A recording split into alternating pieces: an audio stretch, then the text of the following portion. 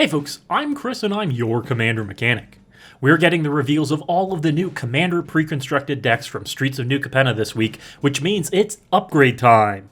If you want to pick up any of these precons or even just order the singles of the exclusive cards within them, be sure to check out my affiliate Hairy Tarantula. Use my promo code CMDR5 for 5% off your first order and CMDR Mechanic to help support the channel. Today we're looking at the new Maestros Massacre Precon. This blue-black-red deck is a spell-heavy deck aimed at copying instants and sorceries and sometimes permanents too. It's right up my alley too, as everyone that's a fan of the channel knows. Speaking of, if you're a fan of the channel, please be sure to subscribe. Every new subscriber and viewer helps, so please be sure to hit that button for more precon upgrades, deck techs, and wild brews each week. Maestros Massacre is led by the new Anhelo the Painter. This 3-mana 1/3, my favorite creature size, Vampire Assassin has Death Touch and reads, the first instant or sorcery spell you cast each turn has Casualty 2, which means when you cast it you can sacrifice a creature with 2 power, or greater power, to copy the spell and choose new targets for it. But Anhelo isn't the only new commander here. Inside the box is Parness, the Subtle Brush, a 5-mana 4/4 vampire wizard that gives you and permanents you control ward 4 life, meaning it costs an additional 4 life for anyone to target you or your stuff with spells or abilities. Additionally, whenever you copy a spell up to one target opponent, meaning you can choose none, copies that spell as well and may choose new targets for the copy. Of these two, I am a much bigger fan of Anhelo. 4 life from Parness is a small price to pay in Commander, and Parness can be a political tool, but you could be eating every copy of a spell that you end up giving an opponent. 4 life is nothing to Commander players. We gain 4 life accidentally in a lot of cases. The first removal spell you could cast, aimed at Parness, will get you nothing of value. If she gave you and your permanents hexproof, ooh, that'd be way better. There are also several new exclusive cards within Maestros Massacre. While some are great, some are narrow. Let's take a look at some I feel are versatile enough for multiple decks.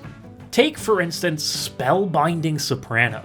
This 2-mana 2/2 reduces the cost of instants and sorceries you cast by 1, but only if you've attacked with them this turn. The precon includes Goblin Electromancer, who statically reduces the cost of instants and sorceries by 1 already.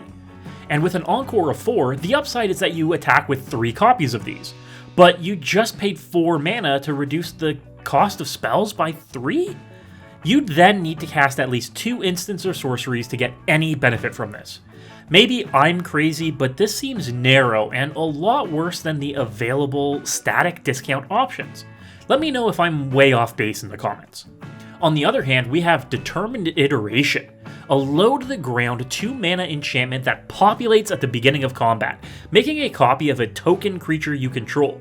We have to sacrifice it at the beginning of the end step, but it's 2 mana for immediate value. Perfect for decks like Felden of the Third Path or Ghirid Conclave Exile that are on a token game plan already. This is an enchantment that fits into any red deck making copies of creatures. Naturally, I love it. Smuggler's Buggy is another great vehicle exclusive to this deck too. If you saw my top 5 new Capenna Commander cards, linked up top, you'll know that I am a big fan of these utility vehicles. And a hideaway vehicle that allows you to cast free spells? Amazing. Give it haste somehow, not hard to do in red, and it's a great fit for any vehicle-themed deck as well, cheating out bigger and bigger threats. I'm going to make room for it in Greasefang Okiba Boss for sure. Dogged Detective is another really interesting new card. A 2/1 human rogue for 2, it lets us surveil 2 when it enters the battlefield, looking at the top 2 cards of our library and putting any number of them into our graveyard, which is very flavorful, detective surveilling. But also you get to return it from the graveyard to your hand when an opponent draws their second card each turn. And in Commander, that happens a lot. This is a beautiful little utility card that fits within a lot of aristocrat builds or decks that want something to discard over and over again. And in this precon in particular, it helps enable the casualty cards in the deck. Very, very handy. Lastly is Maestro's Confluence, the return of Confluences, this time 3-colored. At a hefty 6 mana for a sorcery, we get to choose 3 of the following, with the ability to choose the same option multiple times. Return a monocolored instant or sorcery from your graveyard to your hand, give a creature -3/-3 until end of turn, or goad each creature target player controls. Each of those options is amazing, and we've seen spells that have those on them individually, and stapling them all together is great, but 6 mana is a lot. Disrupt Decorum, for instance, chooses Confluence's third ability 3 times for 4 mana rather than 6. And there are plenty of cards that shrink the board by -3/-3 for just 3 to 4 mana. And returning an instant or sorcery card to our hand has a ton of other redundancy at only 3 mana. Honestly, I think this one's just a little overpriced for the effect, but it's nice to get all of that utility on one card. With these new cards out of the way, let's take a look at the list. You can find the existing list and my updated list in the description below by following the links to my sponsor, Moxfield. Moxfield is the best deck building platform available, and as someone who is brewing upgrades to all 5 of the new Capenna Precons, they make it easier than ever. Bulk edit, change print versions, and sorting by price makes it so that I can stay within budget and get you these guides as soon as possible. Be sure to check out my Moxfield profile link in the description below and follow me there. The existing list for Maestros Massacre isn't bad. I think it's pretty usable as is, save for one exception. The whole list is based around copying spells, ideally with the casualty mechanic, but with only 13 creatures, you're relying a lot on making tokens. However, the non-token creatures included in the deck are all ones that can be sacrificed repeatedly. Skyclave Shade, Woestrider, and Squee the Immortal all make their way out of the graveyard. However, they all require to be recast. This results in the casualty costing 3 to 5 more mana to copy a spell. Not exactly the value we're expecting. We want to be copying things for free, essentially. The value comes from making multiple bodies on a single cast.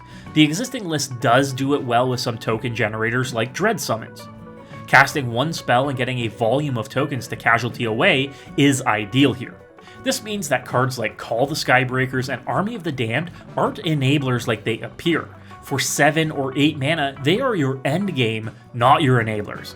You want token generation much lower on the curve, so once Anhelo is out, you can be sacrificing a zombie every turn to double up on your spells. Which brings us to another concern I have with the list. Anhelo lets us copy spells every turn if we sacrifice a 2-power creature. That means that you would want to cast spells on our opponent's turns to double up on them too. But the deck only has 10 instants. With 21 sorceries in the list, ranging from Ponder and Preordain through to Clone Legion, the list wants you to be playing on your own turn, not other players. That's where I want to pivot the list. I want to ensure we're consistently creating more 2/2s with little to no ongoing mana cost, and we're able to cast and copy as many spells on other players' turn as our own. Jadar, Ghoulcaller of Nephalia, and Ghoulish Procession are great, inexpensive examples of what I mean. You passively make tokens if you don't have them, or when non-token creatures die, meaning you aren't spending mana on bodies to sacrifice for casualty. For instance, the deck has included Talrand Summons to make 2 2/2 Flying Drake tokens, but has neglected to include Talrand himself. The deck is a Spellslinger deck. There's no reason to not be including these value generators. Metallurgic Summonings is another perfect example here. Making an XX construct whenever you cast a spell is a passive way to generate bodies to sacrifice to casualty. This way, when you don't have to pay for a creature on top of spells you want to cast, you can cast more spells. Speaking of these spells, let's make some room for those instants we talked about. Like I mentioned, we do want to use Anhelo's ability each turn, ours and our opponents, so including Chaos Warp, Terminate, and Big Score are all great options to be casting on other players' turns, doubling up on, and absolutely going to town. Fact or Fiction, Mystic Confluence, and Dig Through Time are all included in the list by default and represent some of the best instants to be doubled. Card Advantage is by far the best thing you want to be doing twice on an opponent's end step. On the other hand, some of these sorceries are pretty dubious. Deep Analysis can be flashed back and casualtied, which is pretty cool, I like that. Drawn from Dreams, on the other hand, that's got less use. At least Deep Analysis can be discarded or milled and used from the yard. Paying 4 mana for Drawn from Dreams at sorcery speed for just 2 cards is not what I want to be doing. Reign of the Pit is another very underwhelming edict effect in practice. 6 mana to have each player sacrifice their smallest creature and you get to make a 4/4? There are so many better options. Sever the Bloodline is a poor removal spell. Sure, it deals with tokens and copies of creatures, but a Bile Blight can do the same thing at half the mana cost. If you want big and splashy spells, copy a Tasha's Hideous Laughter. Exiling 40 mana value worth of cards off the top of an opponent's library is likely to net almost 30 cards for just 3 mana. In fact, doubling up on any significant mill spell like a Kicked Maddening Cacophony can just about deal with each opponent in one go. Milling 75% of their libraries with a single spell? Backbreaking. There are, of course, extra turn spells that could be doubled up too. I think this is a worst case scenario from a fun standpoint though. When a Karn's Temporal Sundering gets doubled into a Time Warp getting doubled, into a Temporal Manipulation getting doubled, that's not fun for anyone. Closing out the game should be easy enough in this deck with the right finishers. A big burn spell doubled up with Casualty should be an easy win. Fall of the Titans, Crackle with Power, or Comet Storm, doubled with Anhelo's ability, can take players out fast. Now, the mana base. It could also use some work. The last few Commander pre-constructed decks we've received have all been 2 colors, spanning back to Adventures in the Forgotten Realms. And since we're definitely seeing a bit of an improvement here, like Cascade Bluffs being reprinted, it's a huge boon. But all 3 Thriving lands being included? That's unnecessary. There's also no Pain lands in the deck, and this would be a perfect place for an Underground River reprint. Cut a lot of these enter-tapped lands and put in more basics, please. Thankfully, there's no Temple of the False God, so it's progress. You can find my full upgraded list linked in the description. While I haven't changed the direction of the deck, I think that's pretty solid as it is, I have introduced some stronger value elements, more consistent resource and card draw generation, and some ways to close out the game that lean into the deck's core synergies. Let me know what you would add or remove from this list in the comments, and as always folks, good luck and have fun.